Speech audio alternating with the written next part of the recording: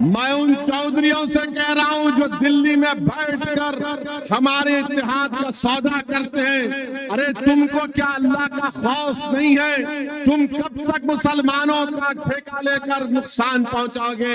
अरे बताओ तुम इन लोगों को कि आज मोदी अगर जीतता है तो मुसलमानों की वजह से नहीं, मोदी अगर जीतता है तो उसने अपने आप को एक बड़ा लीडर बना दिया, हिंदू हृदय सम्राट कहकर वो तमाम मेजॉरिटी कम्युनिटी को एक करने की कोशिश कर रहा है। अरे नरेंद्र मोदी ने भारत की सियासत में मुसलमानों को मार्जिनलाइज करके रख दिया। आज भारत की सियासत में नक्शे में तुम कहीं पर नहीं हो।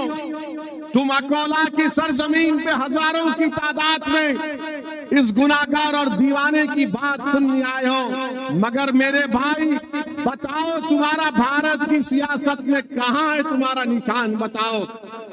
तुम अगर ये समझते हो कि असदुद्दीन ओवैसी और इम्तियाज जलील है, नहीं। भारत की पार्लियामेंट में, महाराष्ट्र की विधानसभा में एक असदुद्दीन और इम्तियाज जलील नहीं, बल्कि ऐसे 50-60 इम्तियाज जलील महाराष्ट्र और पार्लियामेंट में होना चाहिए। क्यों नहीं हो रहा है? क्योंकि तुम मुत्तहिद नहीं हो। तुम यहाँ जलसे में आ गए हो, तुम नारे लगा रहे हो, मगर जब वोट डालने की बात आती तो तुम्हारे दिमाग में एक चीज डाल दी गई है, सेकुलरिज्म, सेकुलरिज्म। अरे जो संविधान में सेकुलरिज्म लिखा गया मैं उसको मानता हूं, तुम सियासी सेकुलरिज्म को मत मानो खुदा के लिए। क्या मिला तुमको? तुमने मस्जिद को खो दी सेकुलरिज्म के नाम पर, तुमने मेहरौली की मस्जिद को खो दी सेकुलरिज्म के नाम पर। तुम्हारी हमारी शरीयत में मदाखलत की बात हो रही है। मेरे भाई बेदार हो जाओ, सिर्फ वोट डालने वाले मत बनो। तुम कोई बकरे नहीं है कि हर एक के पीछे चलोगे। तुमको शेर बनना है, तुमको कौम की क़ियादत करना है, तुमको मुल्क को लेकर आगे बढ़ना है। ये मदरसे इत्तेहादुल मुस्लिमीन का पैगाम।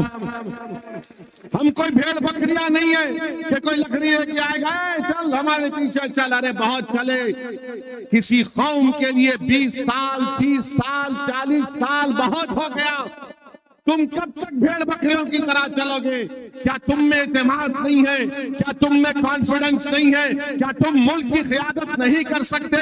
क्या तुम लीडर नहीं बन सकते? क्या तुम असदुद्दीन ओवैसी से बेहतर कायद नहीं बन सकते? तुम बन सकते, सिर्फ शर्त यह है कि तुम अपने आप में एतमाद पैदा करो।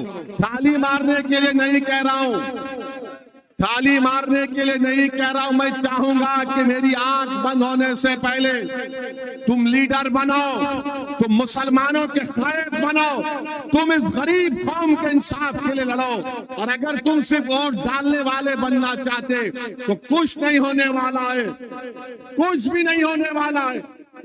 एक मस्जिद चले गई, खुदा ना खास्ता कई मसाजिद चले जाएंगे। कल शरीयत में मदाखलत हो जाएगी। बच्चे थोड़े जेल में हैं, कल पूरे जेल में चले जाएंगे। बताओ मेरे भाई, अब आप क्या करने वाले हैं?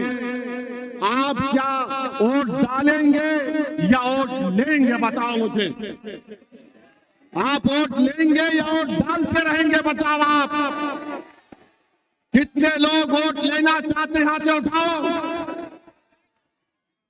देखो, अल्लाह को गवाह रखकर हाथ उठाना।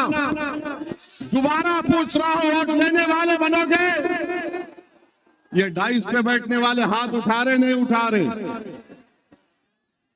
ये नियत कर लो, आप नियत कर लो, इंशाअल्लाह बोलो कि अल्लाह हम वोट लेंगे इंशाअल्लाह ताला।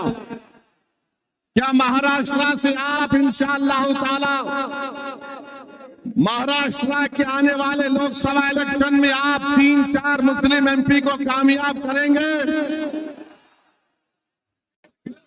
जोर से बोलो इंशाअल्लाह, जोर से बोलो।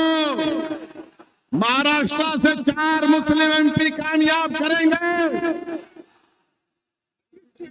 मेरे भाई, किसके कामयाब करेंगे? किसके कामयाब करेंगे? किसके कामयाब करेंगे? आवाज नहीं आ रही, जोर से बोलो।